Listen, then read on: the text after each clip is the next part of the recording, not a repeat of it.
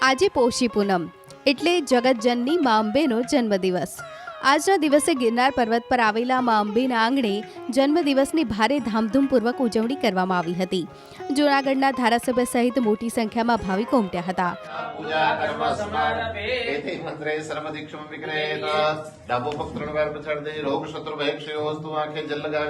ગિરનાર પર્વત પર 5500 પગથિયા ચડ્યા બાદ ટોચ પર મા અંબે બિરાજમાન છે।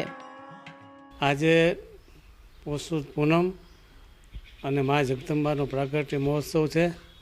એ દરમિયાન આજે સવારમાં માતાજીને દૂધથી પંચામૃતથી અનેક સુગંધિત દ્રવ્યોથી માતાજીના પૂજા કરવામાં આવી।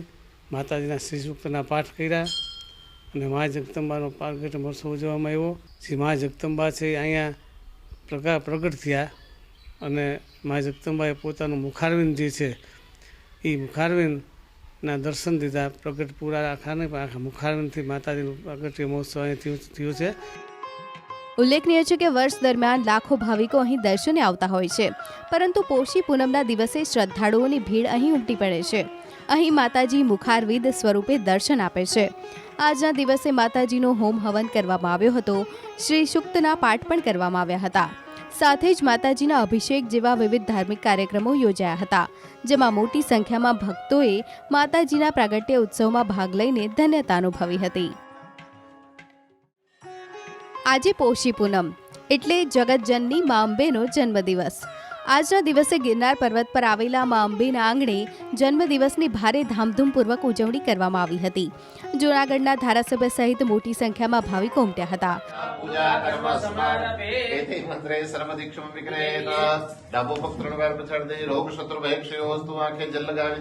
ગિરનાર પર્વત પર 5500 પગથિયા ચડ્યા બાદ ટોચ પર મા અંબે બિરાજમાન છે।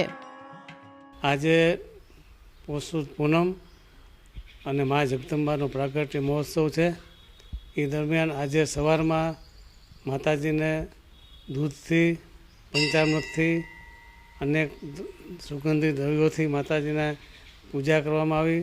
માતાજીના શ્રી સૂક્તના પાઠ કર્યા અને મા જગદંબાનો પ્રાગટ્ય મહોત્સવ ઉજવવામાં આવ્યો। જે મા જગદંબા છે અહીંયા પ્રગટ થયા અને મા જગદંબાએ પોતાનું મુખારવિંદ જે છે એ મુખારવિંદના દર્શન દીધા। પ્રગટ પૂરા આખા નહીં પણ આખા મુખારવિંદથી માતાજીનું પ્રાગટ્ય મહોત્સવ અહીં થયો છે।